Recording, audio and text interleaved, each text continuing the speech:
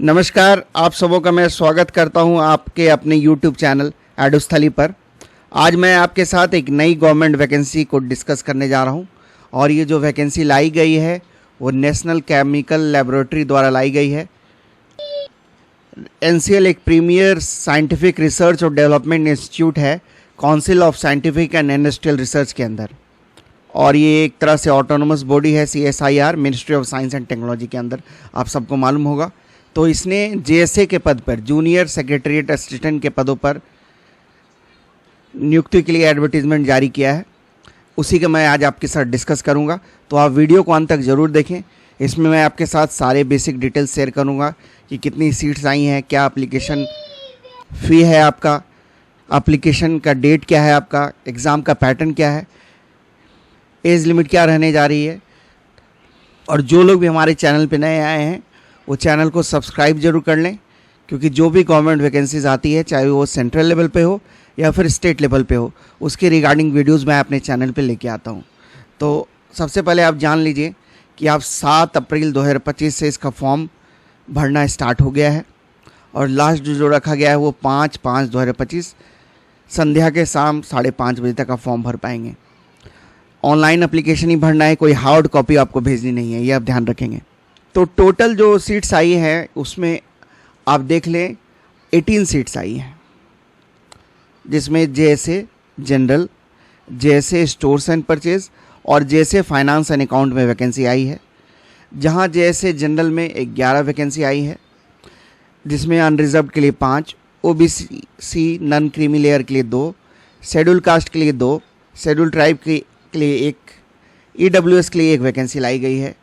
वहीं JSA stores and purchase में total 4 seats आई हैं, जिसमें अनरिजर्व्ड के लिए 2 सीट, ST के लिए 1 सीट और EWS वाले कैंडिडेट्स के लिए 1 सीट।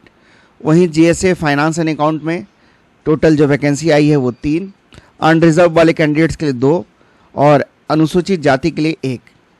अपर एज लिमिट जो रखा गया है वो आपका 28 साल से, ये लेवल 2 का पद है। 19,900 से 63,200 तक आपकी सैलरी रहने जा रही है। ग्रुप C का पद है, ये नॉन गेस्टेड पद है, अराजपत्रित पद है। ये क्या क्वालिफिकेशन मांगा गया है इसमें? 10+2 आपका अनिवार्य है, 10+2 की डिग्री होनी चाहिए। उसके साथ साथ प्रोफिशिएंसी होनी चाहिए आपको कंप्यूटर टाइपिंग में, कंप्यूटर का इस्तेमाल करने आपको आना चाहिए। तो जो टोटल 18 सीट्स आई हैं उसमें 1 सीट्स आपकी एक्स सर्विसमैन के लिए रिजर्व्ड है। जॉब डिस्क्रिप्शन आप देख लें, आपको क्या करना होगा। तो candidates are required to provide assistance to the general administration, stores and purchase and finance and accounts besides any other official work as and when assigned. तो बेसिकली ये ऑफिस वर्क आपको करना है। अलग अलग जो डिपार्टमेंट है, जो जनरल डिपार्टमेंट, जनरल एडमिनिस्ट्रेशन से संबंधित, स्टोर्स एंड परचेज से संबंधित जो डिपार्टमेंट है और फाइनेंस एंड अकाउंट्स वाला डिपार्टमेंट, तो उसका फाइलिंग वर्क आपको बेसिकली इसमें करना होगा। ऑफिस वर्क है आपका, कोई फील्ड ड्यूटी नहीं है, मोस्टली ऑफिस वर्क है आपका। 28/5/33 ना। हाँ, क्या है NCL का? अरे देखो ना, भेजे थे यार, JSA जूनियर सेक्रेटरीट असिस्टेंट, वैसे की पोस्ट है। General stores and purchase finance and account. हाँ, JSA का पद है।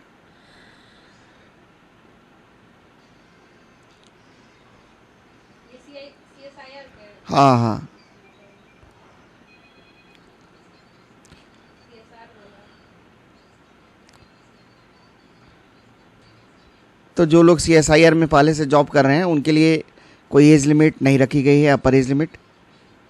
तो आप समझ गए, जो कट ऑफ डेट आपका डिटरमाइन होगा, जिससे आपकी उम्र की गणना की जाएगी, वो लास्ट डेट फॉर्म भरने का जो है 5 मई, उसी के बेसिस पे आपकी कट ऑफ डेट रखी गई है, उसी के बेसिस पे आपकी उम्र की गणना की जाएगी।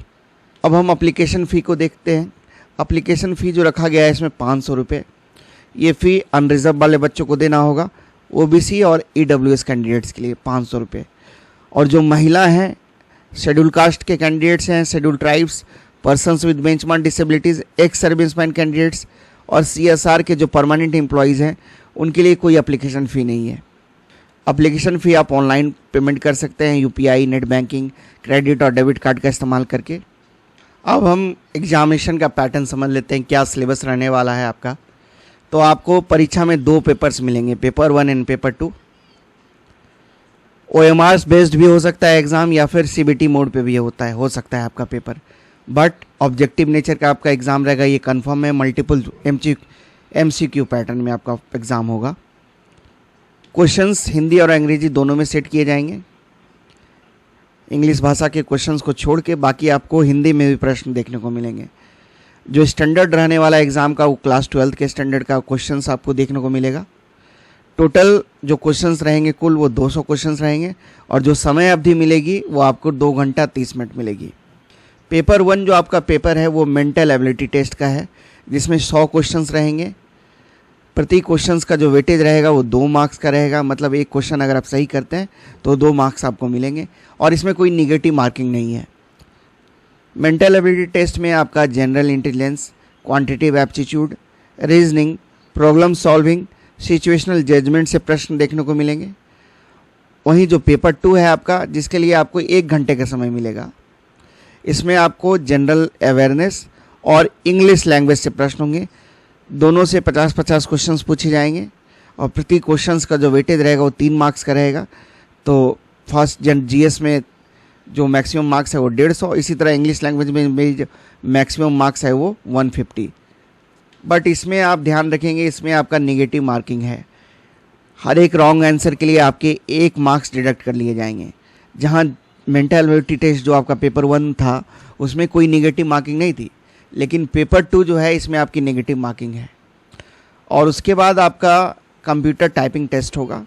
इंग्लिश टाइपिंग में आपको 35 वर्ड्स पर मिनट और हिंदी में 30 वर्ड्स पर मिनट करने होंगे। जो टाइम अलॉटेड है वो है 10 मिनट टाइपिंग टेस्ट के लिए। अब हम समझ लेते हैं कि आपकी मेरिट लिस्ट कैसे बनेगी। तो आप समझ लीजिए कि जो आपका टाइपिंग टेस्ट है वो सिर्फ क्वालिफाइंग नेचर का है, उसके कोई मार्क्स आपको नहीं मिलेंगे।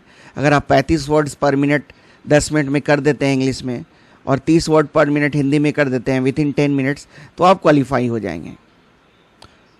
मेरिट लिस्ट तब आपकी कैसी बनेगी? पेपर 2 के मार्क्स के बेसिस पे बनेगी।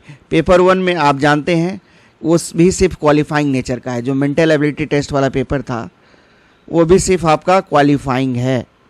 आपकी मेरिट GS और इंग्लिश के मार्क्स के बेसिस पे आपकी मेरिट बनने जा रही है। तो ये उन बच्चों के लिए बहुत ही अच्छा एग्ज़ाम हो गया जिनकी मैथ रीजनिंग थोड़ी वीक है, बट उनका GS और इंग्लिश बहुत अच्छा है। बट जो बच्चे मिनिमम कट ऑफ मार्क्स नहीं सिक्योर पर करते हैं पेपर 1 में, उनका पेपर 2 चेक ही नहीं होगा, वो पहले ही डिस्क्वालीफाई हो जाएंगे। तो फाइनल मेरिट लिस्ट जो बनने जा रही है सिर्फ पेपर 2 के मार्क्स के बेसिस पर बनने जा रही है। मतलब GS का पेपर और इंग्लिश में आप कितना अच्छा स्कोर कर पाते हैं उसी बेसिस पे आपकी मार्क्स बनेगी। GS में कुल 50 क्वेश्चंस पूछे जाएंगे, प्रति क्वेश्चन 3 मार्क्स का। उसी तरह इंग्लिश में भी कुल 50 क्वेश्चंस पूछे जाएंगे, प्रति क्वेश्चन 3 नंबर का रहेगा। निगेटिव मार्किंग भी है, ये आप ध्यान रखेंगे। एग्जामिनेशन आपका होने के बाद आपके आंसर की वेबसाइट पे अपलोड कर दी जाएगी। NCL की वेबसाइट आप देख लें, https://recruit.ncl.res.in। इसी पे जाके आपको अप्लाई करना है। उसके बाद रिज़ल्ट होने के बाद, टाइपिंग टेस्ट होने के बाद आपका डॉक्यूमेंट वेरिफिकेशन होगा। जो भी डॉक्यूमेंट्स आप अपलोड करेंगे ऑनलाइन फॉर्म भरने के समय, उन सारों का ओरिजिनल कॉपी आपको लेके जाना होगा, और साथ साथ एक सेल्फ अटेस्टेड कॉपी भी आप जीरोक्स वाला लेके जाएंगे। ये बहुत ही अच्छी जॉब है, इसमें आप भारत सरकार की परमानेंट जॉब है। इसमें बहुत सारे बेनिफिट्स आपको मिलने जा रही है। आपको DA मिलेगा, HRA मिलेगा, ट्रांसपोर्ट अलाउंस मिलेगा, ये सारा आपका सैलरी का पार्ट रहेगा। उसके साथ साथ आपको लीव ट्रेवल कॉन्सेशन, आपको मेडिकल फैसिलिटीज़ मिलेगी। कोई भी मेडिकल बिल का आप रिम्बर्समेंट करवा सकते हैं। आपको हाउस भी मिल सकती है। तो इसमें पूरे देश के नागरिक फॉर्म भर सकते हैं। ये ऑल इंडिया लेवल की वैकेंसी है। और जो लास्ट डेट है फॉर्म भरने का, उस डेट तक आपकी सारी मार्कशीट आपके पास होनी चाहिए। मतलब 5 मई 2025 तक आपको जो भी नेसेसरी अर्हता मांगी गई है इसमें, जो कि 10+2 है, इसकी डिग्री आप इस समय तक क्वालिफाई हो जाना चाहिए 5 मई तक। और टाइपिंग टेस्ट आप किस में देना चाहते हैं, इसका आप चुनाव ऑनलाइन फॉर्म भरने के समय ही कर लेंगे। अगर आप हिंदी में टाइपिंग देना चाहते हैं तो आप जो ऑप्शन ऑनलाइन फॉर्म भरते समय चूज़ करेंगे उसी में आपकी टाइपिंग टेस्ट कंडक्ट करवाई जाएगी। आप बाद में उसमें कोई चेंज नहीं कर सकते हैं, इसलिए ये जो ऑप्शन है आप सावधानीपूर्वक भरेंगे जिसमें भी आप टाइपिंग टेस्ट देना चाहते हैं। तो एग्ज़ाम डेट्स क्या रहेगा आपका, कब आपकी टाइपिंग टेस्ट होगी, इन सारे का जो इन्फॉर्मेशन है वो आपको इस वेबसाइट को फॉलो करना होगा। NCL की जो वेबसाइट है ये मैंने बताया आपको, https://recruit.ncl.res.in। इस पे जाके सारे इन्फॉर्मेशन आपको दिए जाएंगे। फिर जो आप मेल ID देंगे उस पर भी आपका इन्फॉर्मेशन प्रोवाइड किया जाएगा। बट आप वेबसाइट से कनेक्टेड रहेंगे क्योंकि सारी इन्फॉर्मेशन आपको वेबसाइट पे मिल जाएगी। और अगर आप हमारे चैनल से जुड़े रहेंगे तो मैं भी आपको इन्फॉर्मेशन प्रोवाइड कर दूंगा अपने टेलीग्राम चैनल पे, उससे आप जुड़ जाएं, वहाँ पे भी मैं अपडेट्स दे दूंगा। मेरे टेलीग्राम चैनल का लिंक डिस्क्रिप्शन में आपको मिल जाएगा। तो ऑनलाइन अप्लाई करना है, इसमें ऑफलाइन नहीं है, सिर्फ ऑनलाइन मोड में आपको अप्लाई करना है। हार्ड कॉपी आपको नहीं भेजनी है, आप ध्यान रखेंगे। जो हार्ड कॉपी होगा एप्लीकेशन का वो आपको कहीं भेजना नहीं है। तो लास्ट डेट आपको अप्लाई करने का जो है वो 5 मई संध्या के 5:30 बजे तक। तो आप ध्यान रखेंगे, उससे पहले आप भर लेंगे। इसमें नहीं है कि रात 11:59 तक आपको फॉर्म भरना है। शाम के 5:30 बजे के बाद आप फॉर्म नहीं भर पाएंगे। एप्लीकेशन फ़ी मैंने बताया कि 500 रुपये लगेगा। और जब आप फ़ी का पेमेंट कर लेंगे तो आपको दिखेगा ऑनलाइन फॉर्म भरते समय ही अपलोड सर्टिफिकेट डिटेल्स। तो वहाँ पे जो एक्नॉलेजमेंट आएगा एप्लीकेशन फ़ी पे, रिसिप्ट जो आएगी आपने जो पेमेंट किया होगा, तो उसको आप वहाँ पे अपलोड करना ना भूलेंगे, वो अपलोड कर देंगे आप। और महिलाओं के लिए, SC ST के लिए, वुमेन कैंडिडेट्स के लिए, परमानेंट CSR एम्प्लॉयज़ के लिए, एक्स सर्विसमैन के लिए कोई एप्लीकेशन फ़ी नहीं रखा गया है। और कोई DD या फिर पोस्टल ऑर्डर या फिर चालान से आपको पेमेंट नहीं करना है। और आपको प्रेफरेंस देना है कि आप जैसे जनरल आपका अप्लाई करना चाहते हैं जनरल कैडर में, या फिर फाइनेंस एंड अकाउंट कैडर में, या फिर स्टोर्स एंड परचेज कैडर में, आपको अपना प्रेफरेंस देना है कि आप किसको पहले रखना चाहते हैं। उसी अनुसार आपकी पोस्टिंग और ज्वाइनिंग होगी। अगर आपको कोई क्वेरी है तो आप पूछ सकते हैं, मेल कर सकते हैं recruit@ncl.res.in पे। इस पे आप अपने कुछ भी क्वेरीज़ है तो आप वहाँ पे मेल करें, आपको उधर से रिप्लाई मिल जाएगा। क्या क्या डॉक्यूमेंट्स आपको फॉर्म भरने समय अपलोड करने हैं, आपको latest passport colour size photograph upload करना है, मैक्सिमम 100 KB का सिग्नेचर, मैक्सिमम 50 KB का, फिर रिसिप्ट 500 रुपया जो भी कैंडिडेट जनरल हैं उनके लिए, और या फिर जो भी EWS या OBC से बिलोंग करते हैं तो उनको 500 रुपये जो फ़ी पेमेंट करेंगे उसका रिसिप्ट उनको अपलोड करना होगा। फिर आधार कार्ड, 10th क्लास का मार्कशीट या फिर सर्टिफिकेट, 12th क्लास की मार्कशीट और या फिर सर्टिफिकेट, या फिर कोई समकक्ष डिग्री,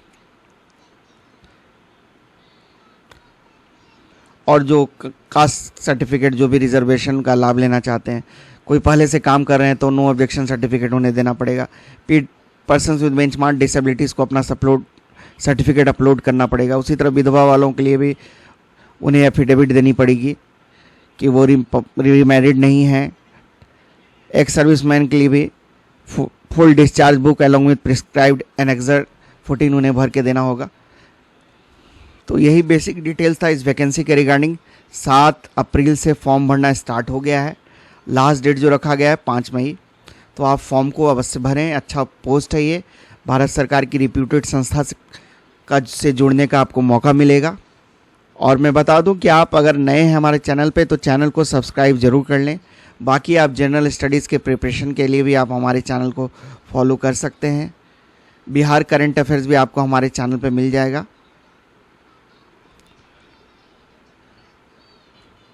और जो भी लेटेस्ट जॉब अपडेट्स है उसको मैं अपने चैनल पे शेयर करता हूँ। वीडियो को देखने के लिए सबों को धन्यवाद। जय हिंद।